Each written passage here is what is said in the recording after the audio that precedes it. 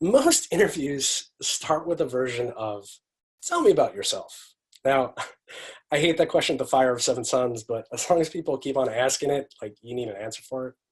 So it's super helpful to have a 1 to 2 minute personal pitch. It's like an elevator story, and it needs to have 4 parts. It's a short intro into what you are known for. What is your brand? What value you provide? Like that. It's the short intro to what you are known for. Then it's a brief history of your accomplishments in like a non-braggy way, your aspirational goals and how you as a person provide value.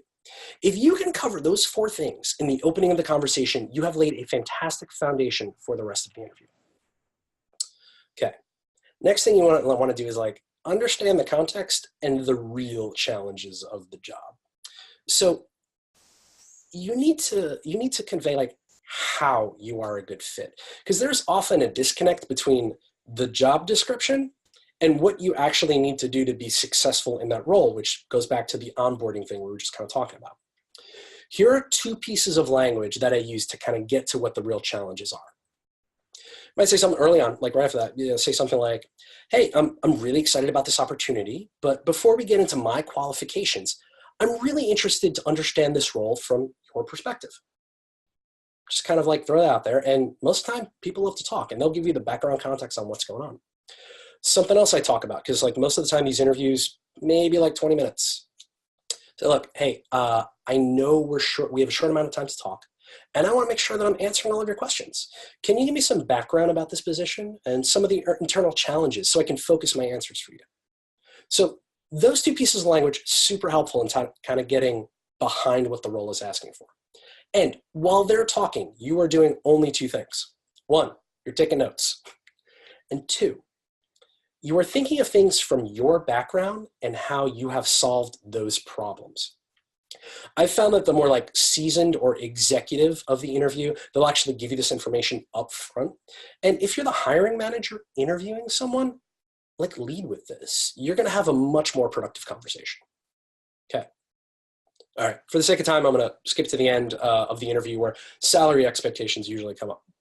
So for context, most of the time they're not asking you salary expectations because they're trying to get the best designer at the cheapest price. They're not trying to do that. They need to know if you are in the range, so they're not wasting time, energy, and human capital on you.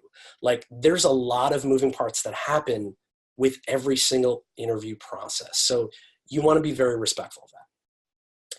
First thing you got to do your homework. You should know what the range is for your level and your expertise. Like talk to peers. Glassdoor, there are like 14,000 designer salary surveys. Like look at them, know what's going on. You should have a confident understanding of what your value is.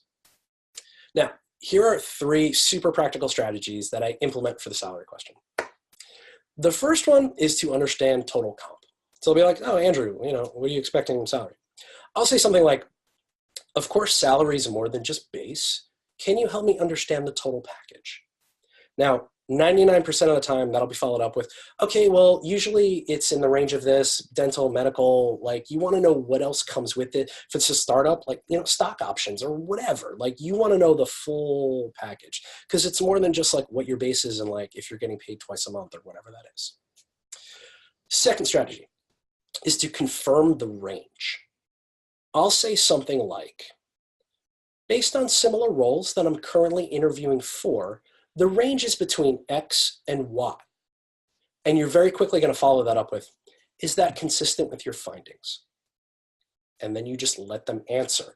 Most of the time they'll say something like, that's in the range, or, that's good. And like, I've always gotten a positive reaction when I've got that. And you want to be like kind of wide open with the numbers and like ballpark it. Don't be very specific about it, but just like, 50 grand or whatever. Like you just give them an idea so you can signal to them that you are realistic about this job. The last strategy I actually think is personally very valuable is to highlight that you're flexible and you'll work with them. I say something all the time. It's like, hey, look, I want to be transparent with you. Like, I'm really excited about this opportunity. And if there's a match between your needs and my expertise, confident we can come to an agreement. So with those 3 points, you'll get a really good idea of where you stand and where they stand in this relationship. Now, next thing, before the interview ends, they're going to say something like, do you have any questions for me? Always have questions. It shows you did your research and you're serious about the job. After you respond to Adam's feedback, I actually share like a whole page of questions to ask. Some of the big ones I like to ask are, can you tell me about who this reports to and their leadership style? Like usually that'll come up in the job description, but if it doesn't, like you want to know the actual human being who will probably be your boss if you get through this and who they are as a leader. It's usually a good way to kind of gauge what you're getting into. I like to ask what the culture's like. This is the interview. Like, hey, can you tell me about the culture? Or tell me about the onboarding process. What are the short-term business goals? Is this a new team, or is this a team where you're just kind of filling a gap? Next three questions. I love these because they are 100% self-serving. It's all about you getting data points. I'll say something like, are there any concerns about my background or gaps in my candidacy? This is actually really helpful when I interviewed at Apple. And the recruiter, she was like, wow, I haven't had that question because someone like you has never really gotten this far in the interview process. And I was like, oh, really? Tell me more.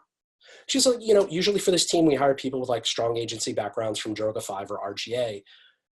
So this is really interesting. And that allowed me to take a potential red flag and say, well, I mean, if you're looking for someone who has, the agency business model for like 10 years, I'm not your guy. And I'm being honest. But if you're looking for X, Y, and Z, I got that in spades. So it's a way to address potential flags that would come up. Another one I really love. Can you help me understand next steps? Like, are you going to be waiting for 6 months while they go through a very long vetting process? Or are they looking to fill the role now? Or they might say something like, hey, this is really good. I'm going to ping the hiring manager and maybe we'll get you. Like, the goal is just to get more information. Last one I really love too is, what's the best way to follow up with you? Because you're going to want to do that. They're super busy. They're usually filling 100 roles, but you want to be a nudge, not a nuisance. So, they'll say something like, just email me or don't email me, call me, text me. Like, depending on who they are, they're going to have different responses to that question. Okay. So we're going to take a little pause there. Adam. Yeah, a question came up along the way asking about the word strategic. So can you expand a little bit on how a C-suite leader might define or look at that entire term of like when they say, these are the strategic skills that they're looking for relative to design leader, what does that actually mean? Okay, yeah, no problem.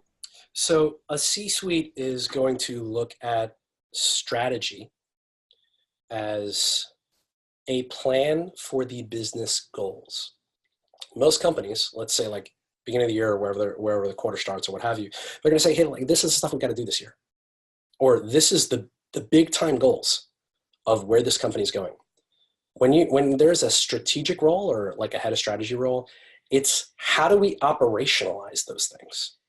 And if you're like the VP of design strategy, how does design help you achieve those goals? Is that a fair answer? Yeah. Yeah, that's the only question for now. There's a couple things that we'll probably want to, again, come back to. Sorry for people that had the more lengthy responses. We'll come back to it at the end.